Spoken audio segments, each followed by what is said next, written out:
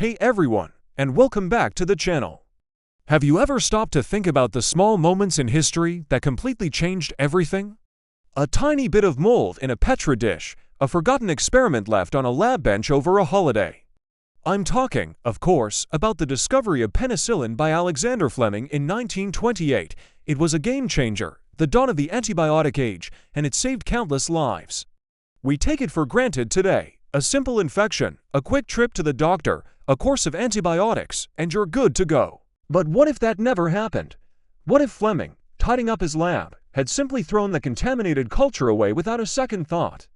Imagine a world without our most powerful weapon against bacterial infections. How would history have unfolded? Would the world map look the same? Would our society, our technology, even our family trees be completely different? It's a chilling thought, but a fascinating one. Today, we're diving deep into that alternate timeline. We're going to explore a world where the miracle of penicillin was never discovered. Strap in, because this journey into a world that thankfully never was is going to be a wild ride. Let's start with the big picture, global politics and power. Think about World War II. The war officially started in 1939, and by 1942, scientists had figured out how to mass-produce penicillin. This was a massive turning point. Suddenly, soldiers who would have died from infected wounds on the battlefield were surviving. Diseases like pneumonia, strep throat, and gonorrhea, which ran rampant in barracks and among civilian populations, were no longer a death sentence. The Allied forces had a colossal advantage. They could keep more soldiers fighting and maintain a healthier workforce on the home front. Now, remove penicillin from that equation. The death toll from injuries and disease would have skyrocketed on all sides. Imagine the D-Day landings. Thousands of wounded soldiers on the beaches of Normandy with nothing but rudimentary antiseptics to fight off gangrene and sepsis. The casualty rates would have been unimaginable. The war would have been a brutal, grinding war of attrition, not just of bullets and bombs, but of germs. It's highly likely the conflict would have dragged on for much longer. Who would have had the upper hand? Perhaps the side with the larger population, able to absorb more losses. Or maybe the war would have ended in a stalemate, a negotiated peace born from mutual exhaustion and catastrophic human cost. The post-war world would be completely redrawn. The Marshall Plan, which rebuilt Europe, might never have happened in the same way. Resources would have been stretched thin, simply trying to manage public health crises. Countries we see as stable democracies today could have collapsed under the strain, potentially falling to more authoritarian regimes, promising order amidst the chaos. The balance of power would be fundamentally different. The United States and the Soviet Union might still have emerged as superpowers, but their ability to project influence would be severely hampered by the constant threat of deadly, untreatable outbreaks. Colonial empires might have lingered longer, as the cost of military intervention and maintaining control would be measured in a much higher price in human lives, both for the colonizers and the colonized. Alliances would shift, not just based on ideology, but on which nations had better sanitation, better public health infrastructure, and sheer luck in avoiding epidemics. The 20th century, the American century, as some call it, might have had a very different name. The ripple effects would extend far beyond the battlefield and into the realm of science and technology. Without the urgent need to mass-produce penicillin for the war effort, the entire field of biotechnology and pharmaceuticals would look completely different. The massive industrial fermentation processes developed for penicillin laid the groundwork for creating other antibiotics, vaccines, and countless modern medicines. Without that initial push, medical science would have been set back by decades. Doctors would still be largely helpless against bacterial infections.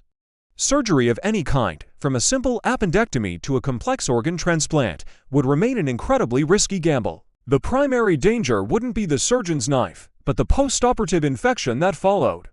Think about it. Procedures we consider routine today, like joint replacements, C-sections, and even dental work, would be life-threatening. The development of chemotherapy, which relies on a strong immune system and antibiotics to fight off secondary infections, would be impossible. Millions of cancer patients who survive today would have had no hope. Medical innovation would have been forced down a different path. Instead of seeking magic bullets to kill bacteria, research might have focused almost exclusively on antiseptics, public sanitation, and quarantine methods. It would be a world of prevention and containment because a cure simply wouldn't exist. Scientific progress in other areas would also be affected. Fewer people would mean fewer minds to innovate. The population boom of the mid-20th century, fueled in part by longer lifespans thanks to antibiotics, would be a mere blip. The technological revolution we've experienced might have been a slow crawl, as society's best and brightest minds were consumed by the basic struggle for survival. This brings us to the most personal impact: how our daily lives and culture would be shaped in a world without penicillin. Life expectancy would plummet. It wouldn't be unusual for families to lose a child to strep throat or a cut that got infected. The very structure of society would be different. People would likely have more children, not out of choice, but out of the tragic expectation that some would not survive to adulthood. This would have a profound impact on women's rights and roles in society, potentially delaying the progress made in the 20th century. The fear of infection would permeate every aspect of life. Social gatherings would be smaller and less frequent. A simple handshake might be seen as a risky behavior. Masks, which became a global symbol during the COVID-19 pandemic, might have been a permanent fixture of daily life. Our cities would be designed differently, with a greater emphasis on sanitation, ventilation, and space to prevent the spread of disease. The cultural explosion of the 1960s, the summer of love, would be unthinkable in a world where sexually transmitted infections like syphilis and gonorrhea were untreatable and devastating. Art, music, and literature would be darker, more fatalistic, reflecting a world where death is a much more present and arbitrary force. The concept of a carefree childhood would be a luxury few could afford. Playgrounds might be seen as dangerous zones of infection.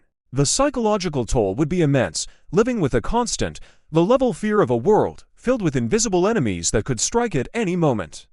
It would be a more isolated, more fearful, and more somber society. Looking at the broader, long-term global consequences, the picture becomes even more stark. Without the population growth spurred by antibiotics, our global population today might be half of what it is, or even less. This would have massive implications for everything from the economy to the environment. On one hand, issues like climate change and resource depletion might be less severe due to a smaller human footprint. But on the other hand, economic growth would be stagnant. Global trade and travel would be highly restricted, with strict quarantine measures for anyone crossing a border. The interconnected, globalized world we know today simply wouldn't exist. Pandemics, like the one we just experienced, would be a regular and far more deadly occurrence. Without antibiotics to treat secondary bacterial infections that often accompany viral illnesses, a flu season could be as devastating as a war. This would lead to a world of walls, both literal and figurative. Nations would be more isolationist, focused on protecting their own populations from external threats, both human and microbial. The great humanitarian efforts of the 20th century, the fight to eradicate diseases in the developing world, might never have gotten off the ground. The gap between the haves and the have-nots would be a chasm, defined not just by wealth, but by access to basic sanitation and the luck of avoiding infection. It would be a fractured, fragile world, constantly looking over its shoulder, waiting for the next inevitable plague. So, a world without penicillin is a world of more frequent wars, slower technological progress, and a society gripped by fear. Life would be shorter, more painful, and more uncertain. The discovery of that one little mold fundamentally altered the trajectory of human history, paving the way for the modern world we live in. It's a powerful reminder that history often turns on the smallest of hinges, and we should never take the miracles of modern medicine for granted. The world we've explored today is a grim alternate reality, and it underscores just how fortunate we are. What other small discoveries do you think had a massive impact on our world? What other what-if scenarios keep you up at night? Thank you so much for joining me on this journey through an alternate history. If you found this fascinating, please give this video a thumbs up, and don't forget to subscribe and hit that notification bell so you don't miss our next exploration into the great what-ifs of history. And I'd love to hear your thoughts in the comments below.